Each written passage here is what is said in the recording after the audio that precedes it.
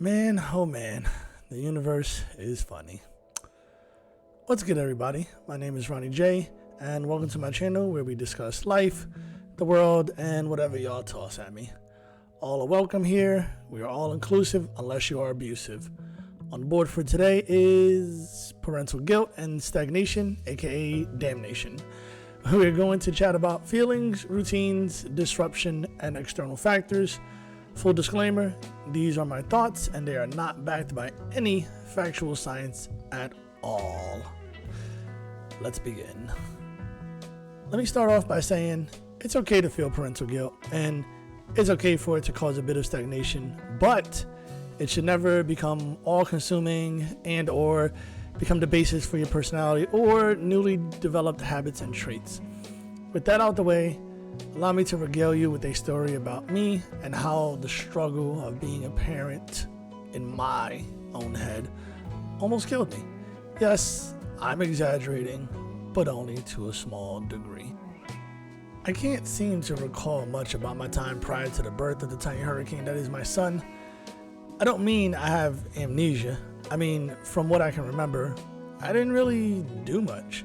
I had routines, but I didn't really have goals or anything I was working on long term, which is fine, but it seems like after his arrival, I can't stop thinking about things long term. This isn't me saying, oh, the brain of a parent is a cautious and weary one that does nothing but forecasting. It's me, myself, and I saying that things have changed, and it's for the better. Immediately after his birth, I had some tumultuous thoughts, to put it lightly. It started with doubt, but then led to feelings of inadequacy, and before anyone jumps the gun, no, it wasn't generationally related or anything like that. These feelings came from thinking about what I've been doing with my life so far, which was just gliding along and surviving, and it shifted to what if it's not enough? And yeah, I know people have thoughts like that and they fade, but these didn't, and so I buried them. Yeah, I know, what a stupid idea. These feelings just grew and festered and made me upset over the smallest things. Not with or at him, but with myself. I found gaming, my main outlet for escapism and stress relief, becoming the thing that I hated the most. I started seeing gaming as a distraction and wanted to give up on it to focus on how I can make everything safer. The journey to becoming a helicopter parent slowly emerged. I knew I couldn't play games that required huge swaths of time, such as League of Legends, World of Warcraft, or Final Fantasy XIV Online, and rather than cut down the content that I could enjoy, I took it to the extreme and removed everything, including storing my PC away.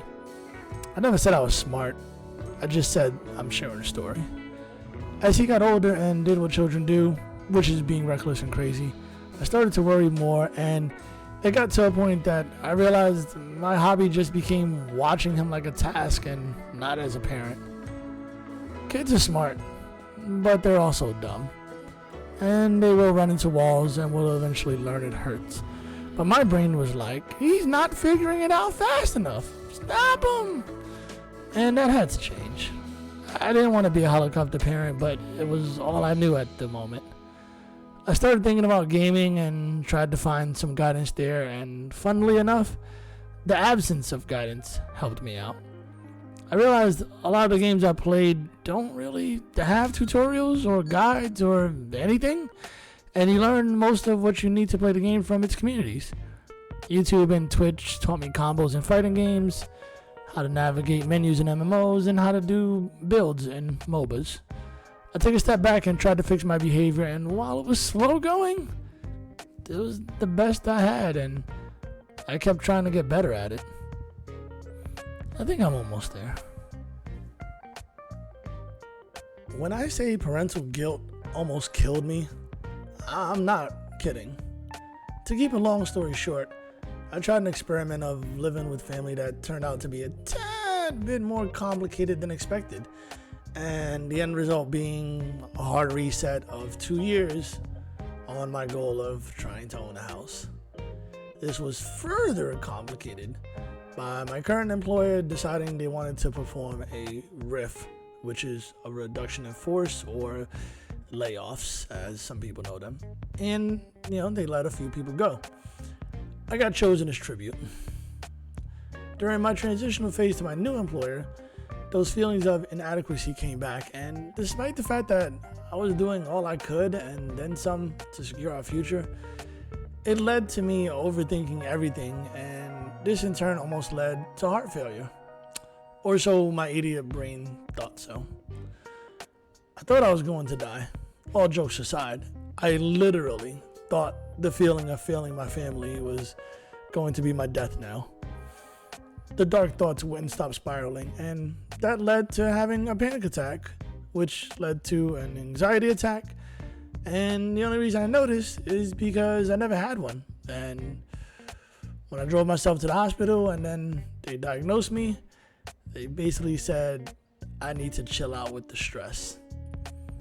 And again, with my galaxy brain thoughts, I said, what stress?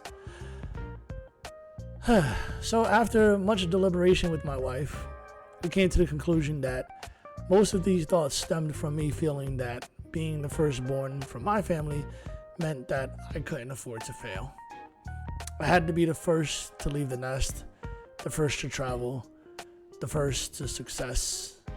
All right, calm it down there, Dr. Seuss. It was all an illusion, and all I had to do was mind my business and live my life, and the stress would go away. I can't relate to those who deal with anxiety with any regular cadence, and I won't pretend like I know what that feels like. But if you are in that category, I felt 1% of that, and I truly hope that you find what helps you live with it, because that instance is probably the most painful non-physical memory I think I'll ever have. A lot of my gaming was very social, and 99% of it was practically online. I liked helping people, and that's why I would play a healer role or a support role, or I would research things a lot so I could share that knowledge with other people. Once I had a kid, priorities kind of shifted. Cliche, I know. But I always tried to keep in mind that I have friends who will understand that I need to leave a session in the middle of the gaming session due to my kid, and those who may not understand it. That's not the point. The point is that you can have both types of friends as long as you communicate to them what's happening. They don't need to have a kid or have been around kids to understand what parents go through, what you're going through. Things happen, and whether it's an emergency or a dirty diaper, which can be an emergency, people can relate. And if you have good people around you, then they'll know it's just a game and you can play it again later.